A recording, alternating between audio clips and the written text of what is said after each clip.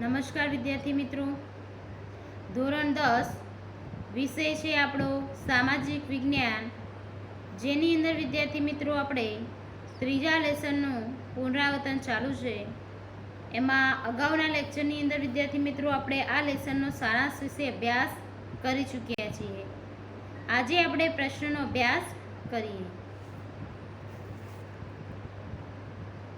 પ્રશ્ન નંબર 1 છે, મોહેંજો-દડાની નગર રચનામાં રસ્તાઓ અને ગટર યોજના વિશે માહિતી આપો.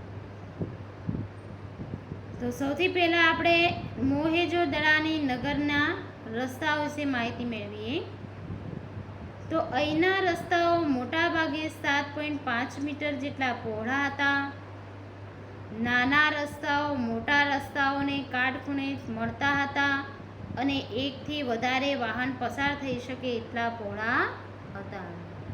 શું કહે છે વિદ્યાર્થી મિત્રો કે જે આ મોહેંજો-દડા એ આપણી નગર રચનાની અંદર એમના જે રસ્તાઓ છે એ 9.75 મીટર પહોળા હતા અને નાના રસ્તાઓ મોટા રસ્તાઓને કાટખૂણે કે મળતા અને એકથી વધારે વાહનો એક રસ્તાઓ પર પસાર થઈ શકે એટલા રસ્તા પહોળા હતા. રસ્તાઓની બાજુમાં ચોક્કસ અંતરે આવેલા એક સરખા ખાડા રાત્રિ પ્રકાશ માટે વપરાતા થાંભલીઓના હોવાનું મનાય છે. રાજમાર્ગો પહાડો અને સીધા હતા, તેમાં ક્યાંય વળાંકો આવતા નહીં. શું કહે છે વિદ્યાર્થી મિત્રો કે રસ્તાઓની ચારે બાજુ ચોક્કસ અંતરે આવેલા એક સરખા ખાડા જે રાત્રિ પ્રકાશ આપે એવા થાંભલા હોવાનું માનવામાં આવે છે. અને રાજમાર્ગો પહોળા અને સીધા હતા, ક્યાંય વળાંકવાળા હતા નહીં. બે મુખ્ય રાજમાર્ગો હતા. એક રાજમાર્ગ ઉત્તરથી દક્ષિણ અને બીજો રાજમાર્ગ પૂર્વથી પશ્ચિમ તરફ જતો હતો. બંને રાજમાર્ગો મધ્યમાં એકબીજાને કાટખૂણે છેદતા હતા. એટલે કે બે રાજમાર્ગો મુખ્ય હતા મોહેંજો-દડાના. એક માર્ગ એમનો રાજમાર્ગ હતો એ ઉત્તરથી દક્ષિણ તરફનો અને બીજો હતો પૂર્વથી પશ્ચિમ તરફનો. અને બંને રાજમાર્ગો મધ્યમાં એકબીજાને કે કાટખૂણે છેદતા હતા. ખરેખર મોહેંજો-દડાના રસ્તાઓ આધુનિક, ઢબના અને સુવિધાવાળા હતા. મોહેંજો-દડાની હવે જોઈશું નગર યોજના. તો એ હડપ્પીય સંસ્કૃતિની નગર આયોજનની આગવી વિશિષ્ટતા હતી. પ્રાચીન સમયમાં આ ગટર યોજના એવી ગટર યોજના ભૂમધ્ય સમુદ્રમાં આવેલા કીટ ટાપુ સિવાય બીજે ક્યાંય નહોતી.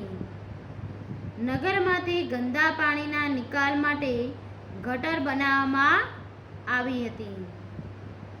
મોહેંજો-દડાના દરેક મકાનમાં ખાળકૂવો હતો. તે નાની ગટર દ્વારા શહેરની મોટી ગટર સાથે જોડાયેલી હતી. એમની ગટર યોજના વિદ્યાર્થી મિત્રો કેવી હતી કે પ્રાચીન સમયથી જ કે આ ગટર યોજના એવી હતી કે જે ભૂમધ્ય સમુદ્રમાં આવેલા જે કીટ ટાપુ સિવાય આપણને આવી ગટર યોજના ક્યાંય જોવા મળતી નહોતી. નગરમાંથી કે ગંદા પાણીનો નિકાલ માટે ગટરો બનાવવામાં આવી હતી.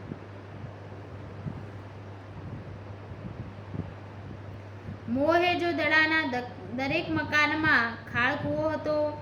તે નાની ગટર દ્વારા શહેરની મોટી ગટર સાથે જોડાયેલી હતી.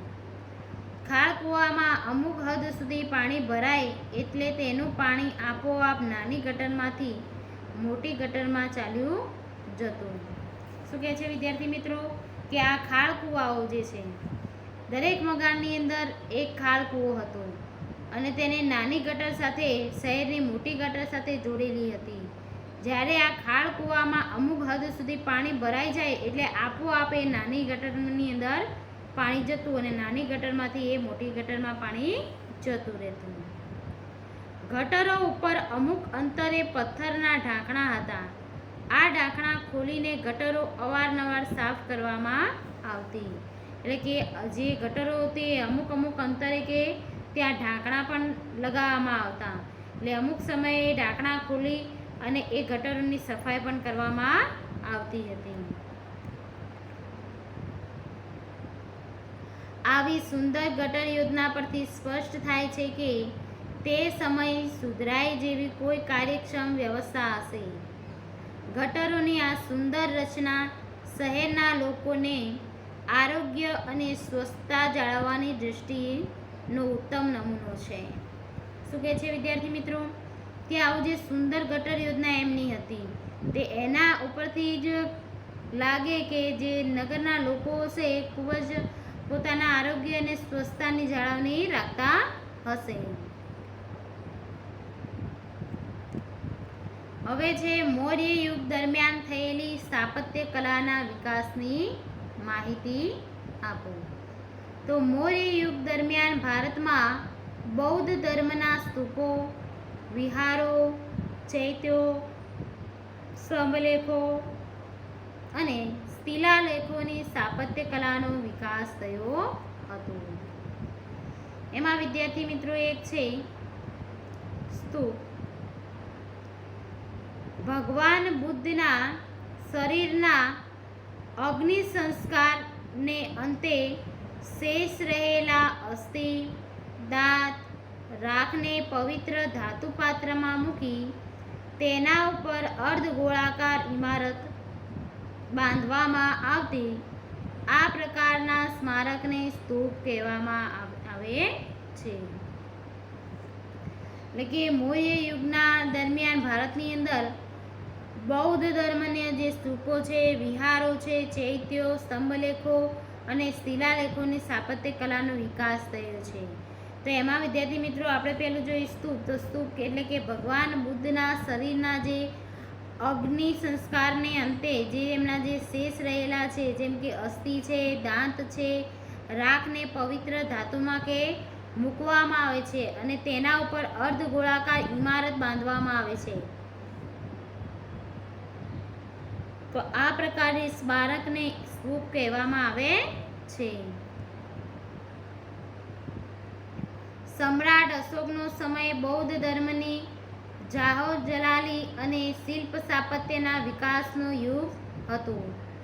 સમ્રાટ અશોકના સમયના આ 5 સ્તૂપો ખૂબ પ્રખ્યાત છે. શું કહે છે વિદ્યાર્થી મિત્રો કે સમ્રાટ અશોક હતા એમના સમયની અંદર બૌદ્ધ ધર્મની અંદર બહુ જ કે જહો જલાલી હતી, એટલે ખૂબ જ સુખી સમૃદ્ધિ હતા અને એ સમયે શિલ્પ સ્થાપત્યનો વિકાસ પણ થયો હતો. તો સમ્રાટ અશોકના સમયના આ 5 સ્તૂપો ખૂબ જ પ્રખ્યાત છે, જે સાંચીનો સ્તૂપ, સારનાથનો સ્તૂપ, ધર્મરાજિકા સ્તૂપ, બેરનતનો સ્તૂપ, નંદનગઢનો સ્તૂપ અને ગુજરાતમાં દેવની મોરીનો સ્તૂપ. એટલે કે આ 5 સ્તૂપો છે એ સમ્રાટ અશોકના સમયની અંદર ખૂબ જ પ્રખ્યાત સ્તૂપો છે. હાલના સ્તૂપ કરતાં અડધા કદના વિખ્યાત સાંચીના મૂળ સ્તૂપનું નિર્માણ મૌર્ય યુગ દરમિયાન થયું હતું. તે મધ્યપ્રદેશ રાજ્યમાં આવેલો છે. સાંચીનો અસલ સ્તૂપ ઈંટોનો બનેલો હતો. આ સ્તૂપ સ્થાપત્ય કલાનો અમૂલ્ય વારસો છે. શું કહે છે વિદ્યાર્થી મિત્રો કે હાલનો જે સ્તૂપ કરતાં અડધા કદના વિખ્યાત સાંચીના મૂળ સ્તૂપોનું નિર્માણ થયેલું છે. તે મધ્યપ્રદેશની અંદર આપણે આ સ્તૂપ આવેલો જોવા મળે છે. સાંચીનો અસલ સ્તૂપ ઈંટોનો બનેલો હતો અને આ સ્તૂપ કે સ્થાપત્ય કલાનો અમૂલ્ય વારસો છે. ત્યારબાદ છે વિદ્યાર્થી મિત્રો બીજું સ્તંભ લેખો. જે ધર્મના પ્રચારે સમ્રાટ અશોકે ઊભા કરાવેલ શિલ્પકલાના ઉત્તમ નમૂનારૂપ સ્તંભલેખો સળંગ એક જ પથ્થરમાંથી કોતરીને ઘસીને ચળકાટ આપીને બનાવેલી છે. આ જે સ્તંભલેખો છે વિદ્યાર્થી મિત્રો એ કે ધર્મના પ્રચારથી સમ્રાટ અશોકે ઊભા કરાવેલા જે શિલ્પકલા છે એનો ઉત્તમ નમૂનો છે. સ્તંભ લેખો છે એ સળંગ માત્ર એક જ પથ્થરમાંથી એના ઉપર કોતરકામ કરવામાં આવે, એટલે કે કોતરી અને ઘસીને ચળકાટ આપીને બનાવવામાં આવે છે. અંબાલા, મેરઠ, અલ્હાબાદ, લોરિયા પાસે, નંદનગઢ જે બિહારમાં, સાંચી મધ્યપ્રદેશ, કાશી, પટના, બુદ્ધ ગયા જે બોધી ગયા વગેરે સ્થળોએ આવેલા સ્તંભલેખો મુખ્ય છે. આ સ્તંભલેખો બ્રાહ્મી લિપિમાં કોતરાયેલા છે. શું કે છે વિદ્યાર્થી મિત્રો? આ જે અંબાલીલા છે, મેરઠ, અલ્હાબાદ, લોરિયા પાસે જે નંદનગઢ, સાંચી, કાશી, પટના, બુદ્ધ ગયા, આ બધા જે સ્તંભો છે એ સ્તંભોનું જે લખાણ છે એ બ્રાહ્મી લિપિમાં થયેલું છે. અશોકના શિલાસ્તંભો પૈકી સારનાથનો શિલાસ્તંભ શિલ્પકલાનો શ્રેષ્ઠ નમૂનો છે. આ સ્તંભની ટોચ ઉપર પરસ્પર પીઠ ટેકવીને ઉભેલા 4 સિંહોની આકૃતિ છે. શું કહે છે વિદ્યાર્થી મિત્રો? કે જે અશોકના શિલાલેખો છે, જે શિલાસ્તંભો, એમની અંદર સારનાથનો શિલાસ્તંભ શિલ્પકલાનો અત્યંત નમૂનો છે કે, અને સ્તંભની ટોચ ઉપર કે પરસ્પર પીઠ ટેકવીને ઉભેલા 4 સિંહોની આકૃતિ પણ આપણને જોવા મળે છે. સારનાથ એ ભગવાન બુદ્ધના ઉપદેશનું સૌ પ્રથમ સ્થળ છે. તેથી એ સિંહાકૃતિ નીચે ચારે બાજુ 4 ધર્મચક્રો અંકિત કરવામાં આવ્યા છે. આ ઉપરાંત તેમાં હાથી, ઘોડો કે બળદની સર્પકૃતિઓ છે. શું કહે છે વિદ્યાર્થી મિત્રો? કે જે સારનાથ જે છે એ ભગવાન બુદ્ધના ઉપદેશના ધર્મ પ્રવર્તનનું સૌથી પ્રથમ સ્થળ છે. તેથી એ કે સિંહાકૃતિઓ જે છે એની ચારે બાજુએ 4 ધર્મચક્રો અંકિત કરવામાં આવ્યા છે. એના ઉપર હાથી છે, ઘોડો અને બળદનું શિલ્પકૃતિ આપણને જોવા મળે છે. 24 આરાવાળા આ ધર્મચક્રને આપણા રાષ્ટ્રધ્વજના વચ્ચેના પટ્ટામાં સ્થાન આપવામાં આવ્યું છે. તેમજ 4 સિંહોની આકૃતિને ભારતના રાષ્ટ્રીય પ્રતીક તરીકે સ્વીકારવામાં આવી છે.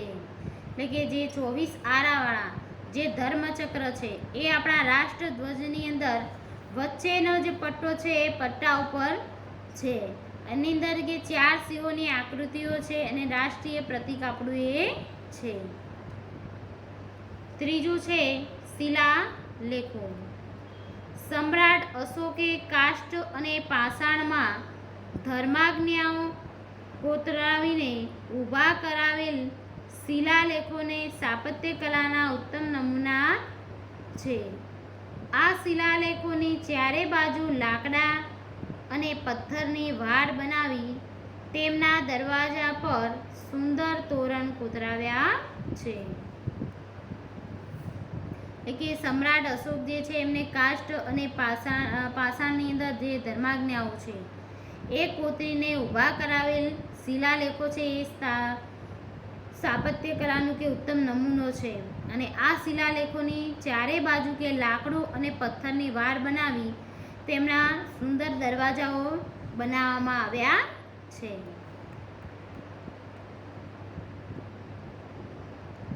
પેશાવર, દેહરાદૂન, થાણા, મુંબઈ, મૌલી અને જોગડા તથા ચેન્નઈ વગેરે સ્થળોએ આવેલા શિલાલેખો મુખ્ય છે. ગુજરાતમાં જૂનાગઢની અંદર ગિરનાર પર્વત તરફ જતા રસ્તાઓમાં તળેટીમાં અશોકનો શિલાલેખ આવેલો છે. એટલે કે જે પેશાવર છે, દેહરાદૂન, થાણા, મુંબઈ, ધૌલી અને જોગડા તથા ચેન્નઈ ત્યાં આપણને શિલાલેખો જોવા મળે છે. અને ગુજરાતની અંદર જે જૂનાગઢની અંદર ગિરનાર છે પર્વત ઉપર, ત્યાં જતા રસ્તાની અંદર અશોકના જે શિલાલેખો છે એ પણ આપણને જોવા મળે છે. ત્યારબાદ વિદ્યાર્થી મિત્રો ત્રીજો પ્રશ્ન લઈશું. ગુજરાતની ગુફાઓ વિશે ચર્ચા કરો અથવા ગુજરાતની ગુફાઓ. તેમાં પહેલી ગુફા છે જૂનાગઢ ગુફા. જૂનાગઢમાં 3 ગુફા સમૂહ આવેલા છે. એક છે બાવા પ્યારાનો ગુફા સમૂહ. આ ગુફાઓ બાવા પ્યારાના જે મઠ પાસે આવેલી છે, તે 3 હરોળમાં પથરાયેલી છે, તેમજ એકબીજી સાથે કાટખૂણે જોડેલી છે. પહેલી હરોળમાં 4, બીજી હરોળમાં 7 અને ત્રીજી હરોળમાં 5 એમ કુલ 16 ગુફાઓ છે. શું કહે છે વિદ્યાર્થી મિત્રો કે આ જૂનાગઢની ગુફાઓની અંદર આપણે જોયું કે જૂનાગઢની અંદર મુખ્ય 3 ગુફાઓ છે. એમાં પહેલી છે બાવરા પ્યારાનો ગુફા સમૂહ.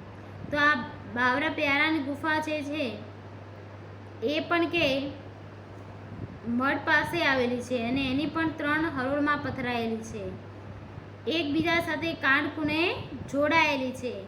પહેલી હરોળમાં છે, પછી એટલે કે પહેલી હરોળમાં 4, બીજી હરોળમાં 7 અને ત્રીજી હરોળમાં 5 એમ કુલ કે 16 ગુફાઓ બનાવવામાં આવી છે.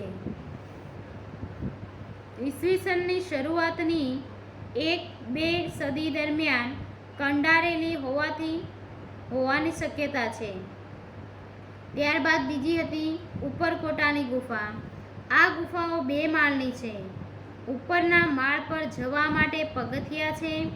તે ઈસવીસન 2જી સદીના ઉત્તરાર્ધથી જે 4થી સદી છે, 4થી સદીના પૂર્વાર્ધ સુધીમાં કંડારેલા હોવાનું જણાય છે. એટલે કે જે આ જૂનાગઢની બાવરા પ્યારાની ગુફા છે એ મૂળ 16 ગુફાઓ છે, જે ઈસવીસનની શરૂઆતમાં જ કે 1 કે 2જી સદીની અંદર જ એને બનાવવામાં આવી હતી. પછી ઉપરકોટાની જે ગુફાઓ છે એ 2 માળની ગુફાઓ છે. ઉપરના માળ ઉપર જવા માટે પગથિયા છે. આ ગુફાઓ છે ઈસવીસન 2જી સદીના ઉત્તરાર્ધથી 4થી સદીના જે પૂર્વાર્ધ સુધી કંડારેલી એટલે કે એ સમયગાળામાં બનાવી હોય એવું માનવામાં આવે છે. ખાખરા કોળિયાની ગુફાઓ અને કુંડ ઉપરની ગુફાઓ. તો આ ગુફાઓ ખંડેર હાલતમાં છે. અહીંથી મળેલા અવશેષો પરથી જણાય છે કે તે મલજાવાળી હશે. અહીં કુલ 20 સ્તંભ છે. આ ગુફાઓ ઈસવીસન 3જી સદીમાં કંડારેલી હોવાનું મનાય છે. એટલે કે આ જે ખાખરાપાર કોળિયાની ગુફાઓ છે એ ગુફાઓ કે ખંડેર જેવી છે.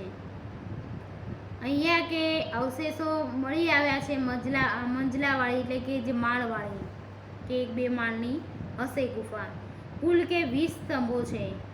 આ ગુફા ઈસવીસનની કે 3જી સદીમાં બનાવી હોય એવું માનવામાં આવે છે. ત્યારબાદ છે ખંભાલીડા ગુફા. રાજકોટથી 70 કિલોમીટર દૂર ગોંડલ પાસે ખંભાલીડામાં આવેલી છે. તે ઈસવીસન 1959માં શોધાઈ હતી. તેમાં 3 ગુફાઓ નોંધપાત્ર છે. શું કહે છે વિદ્યાર્થી મિત્રો? જે આ ખંભાલીડા ગુફા છે રાજકોટથી 70 કિમી દૂર ગોંડલ પાસે આવેલી છે, જે ઈસવીસન 1959માં શોધાઈ છે અને એની અંદરથી આપણને 3 ગુફાઓ હોય એવી નોંધ મળી છે. વચ્ચેની ગુફામાં જે છે એ સ્તૂપવાળાઓ, ચૈત્યગૃહ અને ગુફાના પ્રવેશ માર્ગોની બંને બાજુએ વૃક્ષને આશરે ઊભેલા બોધિસત્વ એટલે કે ભગવાન બુદ્ધ અને કેટલાક ઉપાસકોની મોટી આકૃતિઓ, આ બધા સ્થાપત્યો ઈસવીસન 2જી સદીની છે. એટલે કે આ જે ખંભાલીડા છે એ ઈસવીસન 1959માં શોધાઈ છે. તેમાં 3 ગુફાઓ છે. જે વચ્ચેની ગુફામાં સ્તૂપોવાળા, ચૈત્યગૃહો ગુફાના પ્રવેશ માર્ગોની બંને બાજુએ વૃક્ષ આશ્રય ઉભેલા જે બોધસત્વ એટલે કે બૌદ્ધ ભગવાનની પ્રતિમા અને કેટલાક ઉપાસકોની મોટી આકૃતિઓ અહીંયા છે. અને જે આ ખંભાલીના ગુફા છે એ ઈસવીસનની 2જી સદીમાં બનાવી હોય મતલબ કે એવું માનવામાં આવે છે. ત્યારબાદ છે તળાજા ગુફા. ભાવનગર જિલ્લામાં શેત્રુંજય નદીના મુખ પાસે તળાજાનો ડુંગર આવેલો છે. તે તાલધ્વજગીરી તીર્થધામ તરીકે પ્રખ્યાત છે. અહીં પથ્થરો કોતરીને 30 ગુફાઓ બનાવવામાં આવી છે. શું કે છે વિદ્યાર્થી મિત્રો કે જે આ તળાજા ગુફાઓ છે એ લગભગ કે ભાવનગર જિલ્લાની અંદર શેત્રુંજય નદીનું જે મુખ છે એ પાસેથી જે તાંજો ડુંગર છે ત્યાંથી આપણને પ્રાપ્ત થઈ છે, જે તાલધ્વજગીરી તીર્થધામ નામે ઓળખાય છે. અને પથ્થરોને કોતરીને 30 ગુફાઓ બનાવવામાં આવી હોય એવું માનવામાં આવે છે. આ ગુફાઓની સ્થાપત્ય કલામાં વિશાળ દરવાજો મુખ્ય છે. અહીંના ભેલર મંડપ એટલે કે સભાખંડ અને ચૈત્યગૃહ સુરક્ષિત અને શિલ્પ સ્થાપત્યની દ્રષ્ટિએ બેનબૂન છે. બૌદ્ધ ધર્મના સ્થાપત્યોની આ ગુફાઓ ઈસવીસનની 3જી સદીની છે. શું કહે છે વિદ્યાર્થી મિત્રો કે આ જે ગુફાઓ છે એ ગુફાઓ જેનું સ્થાપત્ય કલામાં વિશાળ દરવાજાઓ મુખ્ય છે. અને અહીંયા કે સભાખંડ ચૈત્ય જે ગૃહ છે જે સુરક્ષિત અને શિલ્પ સ્થાપત્યની દ્રષ્ટિએ બેનબૂન છે. અને બૌદ્ધ ધર્મના સ્થાપત્યની આ ગુફાઓ ઈસવીસનની કે 3જી સદીમાં બનાવી હોય એટલે કે એ સમયગાળામાં બની હોય એવું માનવામાં આવે છે. તો વિદ્યાર્થી મિત્રો આપણે અગાઉ જે પ્રશ્ન જોયા એની અંદર ખાસ કરીને વિદ્યાર્થી મિત્રો આપણે જોયું મોહેંજો-દડાની નગર રચનાના રસ્તાઓ અને ગટારો વિશે. તો વિદ્યાર્થી મિત્રો પ્રશ્ન પૂછાય રસ્તાઓ કે ગટરો, તો રસ્તાઓમાં ખાસ કરીને એક તો 7.5 મીટર જે પહોળા છે એ, પછી રસ્તાઓ બહુ મોટા છે, એકબીજા રસ્તાઓને કાટખૂણે છેદે છે, એક જ રસ્તાઓ પર એક સાથે 2 વાહન સરળતાથી ચાલી શકે એટલા મોટા પહોળા રસ્તાઓ છે. રાત્રિ દરમિયાન પ્રકાશ હોય એવા થાંભલાઓ અનુમાન લગાવવામાં આવે છે. રાજમાર્ગો છે. પછી ગટરની અંદર આપણે લખી શકીએ કે એમની જે ગટર યોજના છે એ ભૂમધ્ય સમુદ્રમાં કીટ ટાપુ વિશાળ છે કે એવી બીજી ક્યાંય જોવા મળતી નથી. જે કે દરેક મકાનની અંદર એક ખાળ કૂવો હોય છે જેને નાની ગટરથી શહેરની મોટી ગટર સાથે જોડેલી હોય છે. જ્યારે ખાળ કૂવામાં અમુક અંશે પાણી ભરાય એટલે પછી એ આપોઆપ નાની ગટરમાં જાય, નાની ગટરમાંથી એ મોટી ગટરમાં જાય છે. અને કે આ જે ગટરો છે એ ગટરને અમુક અંતરે કે ઢાંકણા પણ નાખવામાં આવે છે જેથી અમુક સમયે એને સફાઈ પણ કરવામાં આવે. એ રીતે તમે લખી શકો. ત્યારબાદ પછી મૌર્ય યુગ દરમિયાન થયેલ સ્થાપત્ય કલાના વિકાસની માહિતી.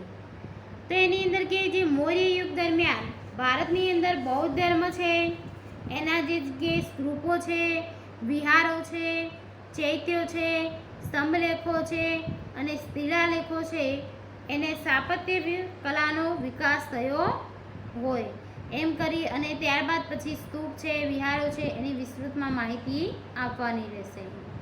પછી ગુજરાતની ગુફાઓ વિદ્યાર્થી મિત્રો, તો એમાં ગુજરાતની ગુફાઓમાં પહેલી તો આવશે જૂનાગઢની ગુફા, જેમાં બાવરાનો ગુફા સમૂહ, ઉપરકોટની ગુફા, ખાખરા કોળિયાની ગુફા, અને બીજી આવશે આપણે ખંભાલીના ગુફા, ત્રીજી તળાજા ગુફા.